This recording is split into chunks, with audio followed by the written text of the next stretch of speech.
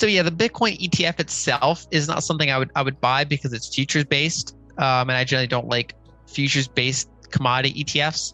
But what it does signal is that the SEC is more open to it. I mean, we've heard, for example, the SEC chair has referred to Bitcoin as a useful invention. He's been more critical about other types of crypto assets that more closely resemble securities, whereas Bitcoin is classified as a commodity because it doesn't pass the Howey test of being a security. And so overall, I think we're getting more signs of favorable treatment to some extent, at least for Bitcoin. And that signals to large pools of capital that it's somewhat safe to buy in the regulatory sense. Might not be safe in terms of price, but it's somewhat safe in terms of regulatory, clarity. And so smaller investors didn't care about that. I mean, they wanted to buy it regardless of the SEC's opinion. Whereas large pools of capital, I mean, they can't invest $1 billion into something and then be told the institutions can't own it or something like that, and have to sell at unfavorable time when other institutions are selling too. So the more regulatory clarity they get from the Fed, who basically said they have no intention to ban crypto, that was Powell's statement, and then when you get more clarity from the SEC, that tends to be helpful. There's still somewhat lack of clarity from Treasury and Congress around the issue, but now they're even Bitcoin bulls in the Senate or in the House, for example. And so overall, I think it's kind of reached a point where it's got some level of critical mass that I think is that these more institutional types of capital are interested in. So the risks going forward, I would say one is just obviously Bitcoin is very volatile, right? So, Bitcoin could be, between the time of saying this versus the time this is published, this could be, Bitcoin could be down 20%, right? Mm-hmm. More even. It's a very volatile asset still. It's kind of finding its total addressable market. We obviously saw more than a 50% correction earlier this year, something between 50 and 60% down from its all-time high. And so it's a very volatile asset. Was weighing the possibility of banning it, right? So their central bank cut it off the financial system. The Supreme Court overrode that.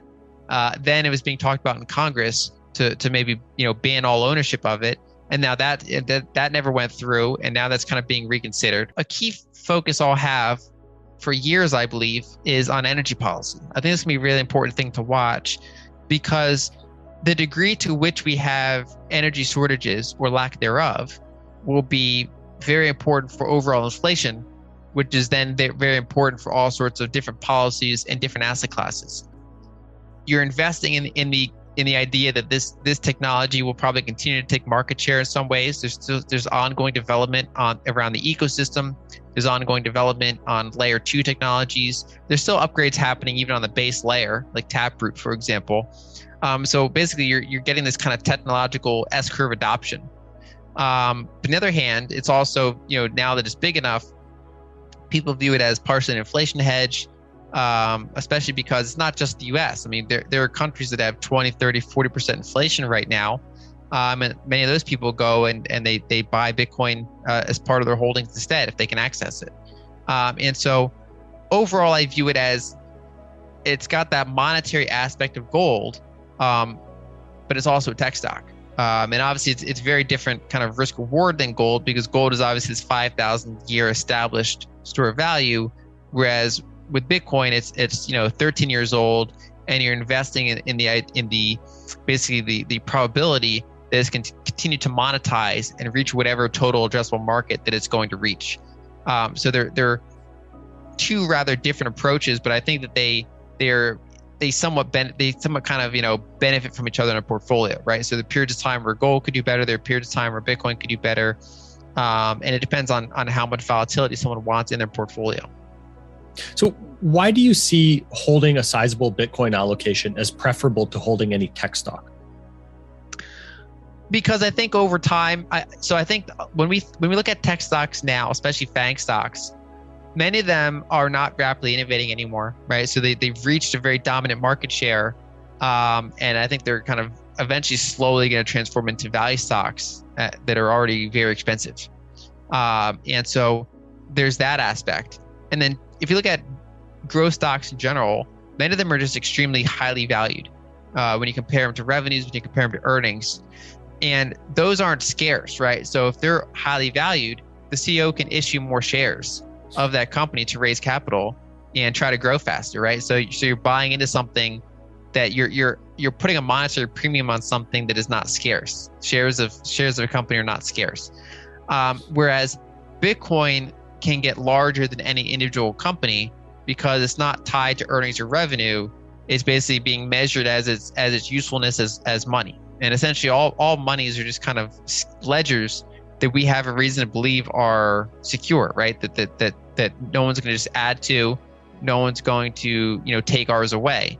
And so when we're kind of looking out, at Bitcoin's adoption, I think it's earlier on its adoption curve than many of the large tech stocks today, and because it's like total number that exists cannot adjust to demand, right? So it's not like there's no CEO of Bitcoin that can say, wow, there's so much interest in Bitcoin. Let's go ahead and make another 5 million Bitcoin to satisfy all this demand for our stock. Like say that you can do it Tesla, you can do it any of these other types of growth stocks, whereas with Bitcoin you can't. So because it's a monetary good, it's kind of used as collateral. In some countries it's used as money. Because there's that global, and because it doesn't have a kind of flexible supply, it's somewhat of a different basket overall than tech stocks. And I've been kind of in that weird camp of being more value inclined and also Bitcoin bullish, whereas often you see people that like Bitcoin also generally like the Teslas of the world and the growth stocks of the world. Whereas there are a handful of investors out there that are more concerned about high growth equity valuations, right? But then also bullish on Bitcoin because they conceptually put them in a somewhat, overlapping but different bucket. Do you want to know one thing about crypto?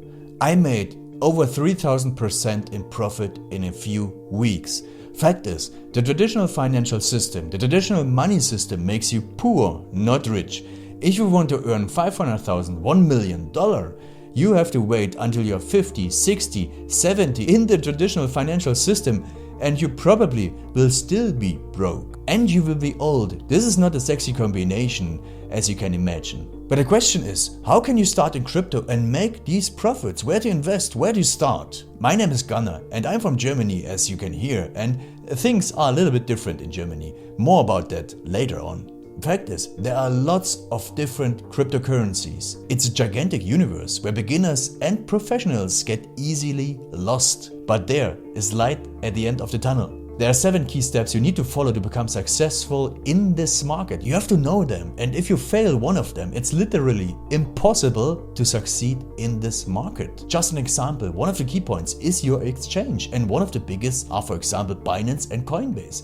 These are trusted and well-established exchanges, but, and this is a big but, you won't find the super profitable coins on those exchanges. The unknown super profitable coins that get gigantic profits are not traded on those kind of exchanges. They are traded on much smaller insider platforms that are barely known. And I can tell you what those super secret exchanges are and why they are so profitable. And another super important thing are the right information sources. The point is, the internet is gigantic. There are hundreds and hundreds of YouTube channels, blogs, pages, and much more. And there are also market makers and influencers. For example, Elon Musk, he is not a crypto guy, but the moment he recommended Dogecoin, it went through the roof, to the moon, so to say. But why did he recommend it?